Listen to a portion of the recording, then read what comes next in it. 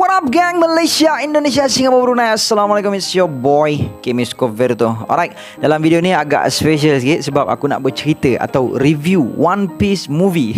Sebab baru-baru ni ada nakama kita request untuk aku review sikit pasal One Piece movie. Sebagaimana yang kita tahu, One Piece bagaikan sebuah katalog besar dan semestinya dalam katalog yang besar itu terhimpun semua chapter-chapter, episod-episod, video-video game dan bermacam-macam lagi, dan tidak ketinggalan movie One Piece. Menurut Wikipedia, list of One Piece film sampai ke hari ini terdapat 14 buah movie yang diterbitkan. Ada yang bagus, ada yang mungkin kurang menarik minat peminat, dan mungkin ada yang kurang digemari. Dan dalam banyak-banyak movie ke-6, One Piece Baron Omatsuri and the Secret Island, itulah movie yang aku akan review pada hari ini. Animation movie yang sangat-sangat style, diarahkan oleh seorang pengarah Jepun yang hebat, Mamoru Hosoda. Antara yang membuat movie ini agak menyerlah dari yang lain adalah lampiran atau attachment dari series yang diselitkan ke dalam jalan cerita movie ke-6 ini. Movie ini mendapat lebih perhatian dari movie lain sebab ia menunjukkan kru Mugiwara menempuh ujian dan halangan bersama-sama, dan kerana kandungan yang lebih dark yang kita tak akan jumpa dalam movie dan series One Piece. Aku akan masuk ke jalan cerita movie ni untuk terangkan pada korang kenapa pada aku movie ni agak dark berbanding movie-movie One Piece yang lain. So stay tuned, okay? Alright, let's proceed with the review.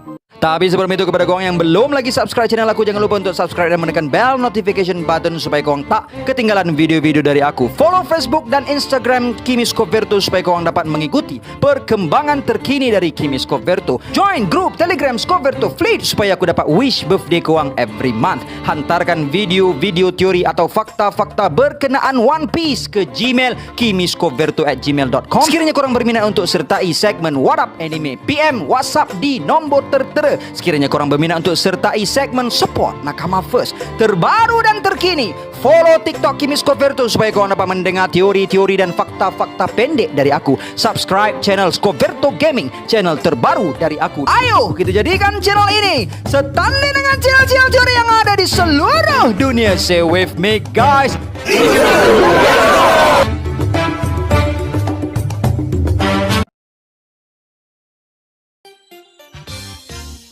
Kucingku comel, bulunya lebat, selalu sihat kerana power cat. Plot movie ini dimulakan dengan kru Mugiwara mendapat invitation ke sebuah pulau yang dijadikan resort di Grand Line yang diuruskan oleh Baron Omatsuri. Kru Mugiwara pun travel ke pulau tersebut dengan niat untuk relax dan have fun. Baron menyambut dorang ke resort tersebut dan mengarahkan kru Mugiwara untuk berseronok-seronok dan bersenang lenang di resort itu, tetapi hanya selepas mereka menyempurnakan The Trials of Hell. Itulah summary movie itu yang sebenarnya hanya menceritakan hanya first half dari movie tersebut. Sementara lanjutan dari itu, movie ini menunjukkan aspek yang tak menentu dari si antagonis si Baron dan juga konflik dalam kalangan kru Mugiwara itu sendiri. Aku nak ingatkan korang yang movie ni rilis pada 5 Mac 2005, iaitu lebih kurang 3 bulan sebelum kita dapat saksikan pertarungan Luffy versus Usopp di anime. Jadi movie ini adalah animated konflik pertama di antara kru Mugiwara selain Zoro versus Luffy. Isu yang membuatkan diorang berbalah akan aku bincangkan nanti, tapi dialog dan situasi di antara kru sepanjang movie ini berjalan terasa sangat real dari mana-mana dialog dan situasi-situasi lain dalam franchise ini. Plot antara kru Mugiwara nampak sangat natural melalui pelbagai situasi dan senario sepanjang jalan cerita tanpa ada scene yang terlalu over dan seperti ditokok tambah. Aku akan skip bahagian permulaan movie ini sebab itu antara part dalam movie ini yang paling light, dan aku akan skip part yang menceritakan benda yang kita dah berulang-ulang diberitahu di dalam series dan movie-movie lain. Plot summary movie ini menceritakan first part movie ini di mana kru Mugiwara lawan dengan ikan gergasi yang mereka cuba tangkap. Semasa nak selesaikan mission tangkap ikan besar untuk kalahkan kru Omatsuri, Muchigoro, kru Mugiwara bekerja sama sebagai satu tim dan kru, dan akhirnya berjaya. Mugiwara yang kalah menangis kepada kapten dia, dan kapten dia pun agak terkesan. Dia nak kru Mugiwara buat trials lagi satu supaya dia boleh balas dendam kepada Mugiwara Pirates yang dah buat crewmates dia menangis. Kru Mugiwara semestinya tak nak buat trials lagi, tapi Luffy seperti biasa menjadi Luffy nak juga teruskan trials tersebut. Nami marah dan melepaskan lempangan ke muka Luffy. Dia cuba pergi dari situ tapi tetapi diorang tak jumpa jalan kembali ke kapal diorang apabila diorang tersesat dalam hutan. Setelah berpusing-pusing di tempat yang sama, diorang melakukan second trial sebab terpaksa terjumpa balik dengan Baron. Pada masa ini Luffy, Chopper dan Robin kembali ke resort dan sebab second trial hanya perlukan 4 orang untuk disempurnakan. Nami pair dengan Usopp dan Zoro pair dengan Sanji. Sementara Zoro dan Sanji buat perkara biasa diorang buat, iaitu bergaduh dan tidak serasi. Usopp dan Nami bekerjasama untuk cuba selesaikan trial diorang. Walau bagaimanapun, Usopp tersangkut di device yang diberikan dan terpaksa meluncur di udara dengan device tersebut, sedangkan Nami ingatkan yang Usopp tinggalkan dia yang tak tahu cara nak aktifkan device miliknya. Semasa Usopp di udara, dia nampak objek pelik melalui awan di puncak gunung yang berada di tengah-tengah pulau tersebut. Di hujung trial ini menunjukkan plot movie yang semakin menarik apabila ketidakserasian antara Zoro dan Sanji telah mengakibatkan Sanji marah dan dia macam bengang dengan Zoro sepanjang movie. Ya, memang dua orang ni memang tak seberapa serasi, tapi kali ini nampak sangat serius dan lebih memberi impak daripada pertelagahan diorang yang biasa. Memang pertengkaran diorang kali ini feel real dan bukan sekadar komedi macam yang kita selalu tengok. Diorang memang masing-masing pendam perasaan tak puas hati antara satu sama lain. Pada waktu yang sama, Usopp telah buat comeback untuk sempurnakan trial dan memberikan kemenangan kepada diorang. Walau bagaimanapun, Nami masih marah sebab dia ingat Usopp sengaja tinggalkan dia tadi dan dia dengan tidak semena-mena melepaskan lempangan ke muka Usopp sambil melepaskan perasaan marahnya dan dia cakap Usopp telah mengkhianati dia. Usopp yang marah sebab disalah anggap dan mendapat free pelempang respon dengan menyatakan pengkhianatnya adalah Nami punya specialities yang membuatkan Nami dan Usopp juga renggang sepanjang movie ini. Pada masa yang sama juga, Luffy, Chopper dan Robin masing-masing mengintip sekitar pulau bersendirian. Luffy jumpa seseorang yang baling batu dekat dia dan setelah dapat tangkap, dia mengetahui yang lelaki itu bernama Brief adalah seorang kapten kepada Toothbrush Mustache Pirate dan si kapten tadi offer Luffy dan kru lain untuk join Toothbrush Mustache Pirate sebagai salah satu allies diorang. Apabila Luffy menolak perlawaannya untuk jadi ally Toothbrush Mustache Pirate, Brief kata yang nanti Luffy akan berubah fikiran selepas tinggal lebih lama di pulau itu. Dia juga memberi amaran kepada Luffy mengenai Baron yang akan memecah belahkan semua kru Mugiwara. Robin pula sedang bersantai dan dihidangkan minuman oleh Muchigoro dan minta dia dedahkan rahsia tentang bunga bernama Lily Carnation. Cuba pula jumpa sebuah keluarga yang bersembunyi dari Baron selepas gagal dalam trial diorang suatu ketika dahulu. Seorang yang menggelarkan dirinya Papa dan perkenalkan kru yang dianggap keluarga, iaitu 2 orang perempuan dan seorang budak lelaki. Lelaki yang menggelarkan dirinya Papa tadi menceritakan kepada Chopper tentang rahsia pulau tersebut dan juga rahsia mengenai Baron. Papa tunjukkan bounty poster Red Arrow Pirates, kru kepada Baron suatu ketika dahulu, dan poster tersebut menunjukkan orang-orang di dalam kru tersebut yang telah ditunjukkan pada lebih awal di pulau tersebut, di mana kesemua mereka ada merancang sesuatu di minda mereka. Rupanya Omatsuri Island hanyalah sebuah pembohongan dan ianya hanya sebuah perangkap yang dibuat oleh Baron untuk mengambil ahli baru selepas menguji kekuatan mereka melalui trials tersebut. Chopper juga memerhatikan hanya Baron seorang sahaja yang nampak ada perubahan usia dari poster tersebut selepas mengetahui rahsia Baron. Satu anak panah mengenai Chopper dari arah belakang dan membuatkan keluarga kecil tadi terkejut dan lari. Yes, Baron sendiri yang melepaskan anak panah tersebut. Di luar resort, kru Mugiwara berkumpul kembali kecuali Chopper dan of course, diorang masih tak berapa ngam sebab masing-masing ada yang tak puas hati dengan yang lain. Robin suruh Luffy damaikan diorang tapi telah di-distract oleh Red Arrow yang mengadakan pirate dinner party untuk kesemua kru yang ada event memasak yang diserta oleh Sanji. Kat sini kita boleh tengok di mana movie ini dah tak nampak macam story One Piece yang biasa. Nami masih tak maafkan Usopp dan beberapa kali mengelakkan diri dari Usopp dan akhirnya lebih menghabiskan masa berbual dengan Muchigoro dari Usopp. Sementara Sanji dan Zoro masing-masing kerap menjeling-jeling antara satu sama lain. Usopp pergi ke hutan dan terjumpa seorang member Red Arrow Pirates. Dalam usaha untuk mencari Lily Carnation, Robin telah menjumpai tinggalan kapal yang rosak dan Nami menghabiskan masa dengan Muchigoro dan mengetahui yang Red Arrow berlayar di era yang sama dengan Goldie Roger. Apabila Muchigoro tanya Nami adakah dia pernah jumpa Goldie Roger, Nami menjawab tentulah tak pernah sebab dia dah mati lebih 20 tahun dahulu. Apa yang mengejutkan Nami, Muchigoro kata tak mungkin Goldie Roger dah mati sebab dia baru sahaja jumpa dengan Pirate King baru-baru ini sebelum terjadi sesuatu di sebuah malam di mana cuaca sangat teruk, ombak kuat dan kilat sabung menyabung.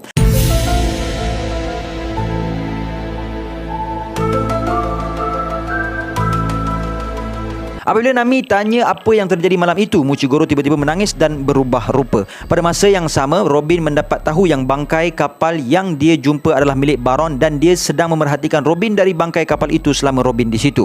Baron offer Robin untuk tunjuk Lily Carnation, bunga kematian dan kebangkitan. Baron beritahu Robin yang objek besar di atas gunung adalah Lily Carnation, objek yang sama Usop nampak time dia meluncur di udara tadi. Robin akhirnya tahu yang Lily Carnation juga berada di bahu Baron sebelum dia juga dipanah oleh Baron dalam keadaan terkejut. Ahli kru Mugiwara yang tinggal mula sedar akan kehilangan Robin dan Usop. Korang mungkin terfikir dengan beberapa kru yang menghilang dan tak kembali akan sekurang-kurangnya akan menyatukan kru Mugiwara kembali dan membuatkan diorang tak berpisah dan kekal bersama-sama. Tapi lain pula yang jadi. Makin teruk pula diorang bertelagah. Semua menyalahkan antara satu sama lain sebagai punca ahli lain telah hilang dan ketegangan dalam kru Mugiwara semakin memuncak apabila Sanji menyatakan punca semua ini adalah disebabkan oleh Luffy. Kata Sanji, apa yang kau nak buat? Kaulah punca semua ini terjadi. Ini semua salah kau. Scene tersebut akan bagi feel yang bercampur baur kepada penonton sebab apa yang Sanji cakap adalah kebenarannya. Walaupun Sanji tidak menunggu masa yang tepat untuk mengatakannya dan ramai kru lain yang boleh disalahkan juga sebab ada yang berseorangan menjelajah pulau dan terpisah dari yang lain. Luffy adalah kapten dan tentunya dia yang patut bertanggungjawab terhadap krunya. Sampai ke saat ini dalam movie ini, Luffy masih tak menunjukkan kredibiliti dia sebagai kapten. Dia bawa kru Mugiwara ke pulau tersebut dengan alasan untuk berseronok dan dia beberapa kali distracted oleh Baron yang penuh muslihat ketika dia sepatutnya cari kru yang hilang. Jadi apa yang berlaku sekarang, suka atau tidak, memang berpunca daripada Luffy sendiri dan dia perlu membetulkan kembali keadaan. Walaupun dalam series selepas movie ini Luffy telah menjadi seorang kapten yang lebih bertanggungjawab, aku tak rasa kelemahan pimpinan Luffy adalah kerana karakter dia yang belum betul-betul develop. Sebaliknya, ianya bergantung kepada keadaan kru Mugiwara dan villain yang diorang jumpa. Kalau kita perhatikan beberapa villain dalam One Piece, tak ada pun yang betul-betul fokus pada kru Mugiwara. Sebaliknya, kru Mugiwara lah yang menjadi penghalang pada villain-villain ini. Villain-villain selalunya ada tujuan lain, sama ada treasure, power atau apa sahaja, dan kru Mugiwara menjadi penghalang untuk mereka mencapai tujuan utama mereka. Dan tentunya villain-villain lain menghadapi kru Mugiwara dengan berlawan dan cuba mengalahkan mereka. Tapi dalam movie ini lain pula cerita dia. Sebab si Baron bukannya melawan kru Mugiwara atau cuba mendapatkan sesuatu treasure atau power dan dihalang oleh kru Mugiwara. Kat sini kru Mugiwara itulah target si Baron ini dan itu membuatkan ia nampak lagi mudah dari lawan kru Mugiwara secara terang-terangan sebab fokus utama dia adalah memecah belahkan semua kru Mugiwara. Inilah yang membezakan movie ini daripada series dan movie dalam franchise ini. Hanya sedikit pertempuran yang berlaku dalam movie ini dan scene selain pertempuran memang sangat-sangat banyak tapi sangat menarik untuk ditonton. Baron seperti menggunakan mind tricks terhadap kru Mugiwara berlainan dengan cara villain One Piece yang lain berlawan yang selalunya menggunakan power atau ability. Baron sepanjang movie ini dapat kita lihat hanya berdiri sahaja tanpa berlawan kecuali time dia panah mangsanya dengan arrow, tapi tak ada pertarungan sebenar yang berlaku. Semua yang dia buat lebih kepada serangan psikologi yang membuatkan kru Mugiwara menjadi bengang antara satu sama lain dan tak mampu untuk menyelesaikan tugasan-tugasan yang memerlukan teamwork. Dan dalam movie ini disebabkan oleh Baron, kru Mugiwara berpecah belah dan tak bekerja sama sebagai sebuah kumpulan. Dan dia juga berjaya menundukkan Chopper dan Robin. Si Baron setakat ini tak perlu menggunakan tenaga atau special attack seperti villain-villain lain dalam One Piece. Baron berjaya memperdayakan kru Mugiwara sepanjang movie ini berjalan dan itu menjadikan dia villain yang menarik. Kali ini kru Mugiwara terpisah lagi atas kehendak mereka sendiri dan Baron cuba memberi mereka trials lagi untuk mencari kru yang hilang. Luffy cuba untuk berhadapan dengan Baron sementara yang lain cuba melalui jalan masing-masing untuk mencari kru yang hilang. Luffy telah ditewaskan oleh Baron dan diselamatkan oleh Captain Toothbrush Mustache Pirate Brief. Kru Mugiwara yang lain telah ditewaskan sekaligus ditawan oleh Baron sebab tak mampu lawan tanpa kru yang lain. Setelah bersama dengan Brief, Luffy mendapat tahu yang kru Brief juga dilakukan perkara yang sama oleh Baron dan dia satu-satunya kru Toothbrush Mustache Pirate yang tinggal. Kata Brief, semuanya berpunca dari Lily Carnation dan Luffy merasakan kru Mugiwara akan menerima nasib yang sama seperti kru Toothbrush Mustache Pirates jika dia tidak melakukan sesuatu. Chopper terjaga dan dia cuba hentikan bunga gergasi daripada makan kanak-kanak tadi dan tewas kepada Lily Carnation. Luffy akhirnya bersiap sedia untuk bertarung dengan Baron untuk selamatkan kru dia. Pada permulaan final fight, Baron menghina Luffy yang tak mampu menjaga krunya. Tangan Luffy terkena panah yang tertusuk ke sebuah batu. Jadi dia tak boleh bergerak jauh dari batu tersebut. Sambil cuba melepaskan diri dari anak panah di batu itu, Luffy memerhatikan kru-krunya yang sedang dimakan oleh bunga gergasi, Lily Carnation. Luffy yang terperangkap menyaksikan seorang demi seorang kru Mugiwara ditelan oleh Lily Carnation sementara dia cuba untuk melepaskan diri. Luffy mencuba memanjangkan leher dan tangannya untuk menyelamatkan krunya yang masih belum ditelan, iaitu Zoro. Tapi usaha Luffy sia-sia sebab Baron menghalangnya dan Zoro telah pun ditelan. Regangan dari Luffy sampai ke tahap maksimum, tapi dia gagal selamatkan Zoro dan dia kembali ke arah batu tadi. Sekarang semua krunya telah tiada dan Luffy perlu menerima hakikat yang semua krunya telah ditelan oleh Lily, atau dengan kata lain, semua krunya telah mati. Yes, kru Mugiwara semua mati di hadapan Luffy. Ini jauh ke belakang sebelum scene di Sabaudi di mana Kuma ambil kru Mugiwara dari Luffy, dan harus diingat pada ketika ini masih belum mampu berbuat apa-apa. Dia lebih lemah berbanding di Sabaudi dan sangat berat untuk kita saksikan. Tanpa harapan dan bantuan, Luffy terpaksa melihat krunya terkorban begitu sahaja. Dia bahkan tak mampu bagi apa-apa emosi dan hanya mendiamkan diri, dan latar bunyi pada ketika ini juga senyap. Baron bagi pilihan pada Luffy untuk hidup tanpa menjadi lanun dan kawan-kawannya, atau mati. Luffy tidak memberikan sebarang respon dan hanya terdiam. Ketika Baron hendak membuat serangan penghabisan kepada Luffy, tapi Brief menyelamatkan Luffy dan bawa dia ke base miliknya, di mana family yang diselamatkan oleh Chopper juga berlindung di situ, dan mereka semua memberi kata-kata semangat pada Luffy. Budak perempuan dari family itu masih boleh mendengar suara Chopper. Ini bermakna kru Luffy masih ada, dan ini digunakan sebagai motivasi untuk Luffy kembali berlawan. Jadi setelah mendapat motivasi apabila mengetahui krunya masih hidup, Luffy mengambil topi jeraminya dan kembali untuk berhadapan dengan Baron untuk kali terakhir, tetapi kali ini dengan bantuan Brief. Bagi aku ni adalah best moments dalam movie ini. Luffy berjalan kembali untuk berhadapan dengan Baron sambil mengelak anak-anak panah yang dilepaskan ke arahnya.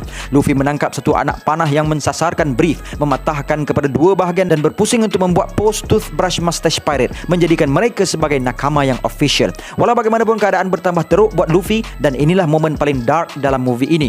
Ribuan panah disasarkan kepada dia dari arah belakang yang juga ada bulan berwarna merah dan mensasarkan bahagian belakang badan Luffy. Bebanan yang teramat berat untuk kita saksikan. Luffy yang dah macam landak akibat banyaknya anak panah yang kena belakang dia sambil krunya ditelan oleh Lily Carnation. Luffy sedar dia tak mampu untuk kalahkan Baron sendirian. Dia perlu bantuan dari sesiapa sahaja yang ada untuk tewaskan Baron. Kat sini menunjukkannya Luffy sangat-sangat perlukan kawan-kawan dia, dan dia tak mampu buat semua benda seorang-seorang. Kita akhirnya dapat menyaksikan hero sebenar movie ini, Papa, dengan terketa-keta melepaskan anak panah, berjaya menewaskan Lily. Dengan Lily yang tumpas, segala kuasa yang Baron ada telah hilang. Begitu juga dengan anak-anak panah yang menusuk tubuh Luffy. Malah kru Baron juga telah lenyap. Luffy mengambil kesempatan untuk melakukan serangan penghabisan. Momen tumbukan paling satisfying pada aku, dia macam momen Luffy punch Tenryubito. Korang takkan dapat lihat tumbukan yang begitu mengujakan ini pada tumbukan non-canon yang lain.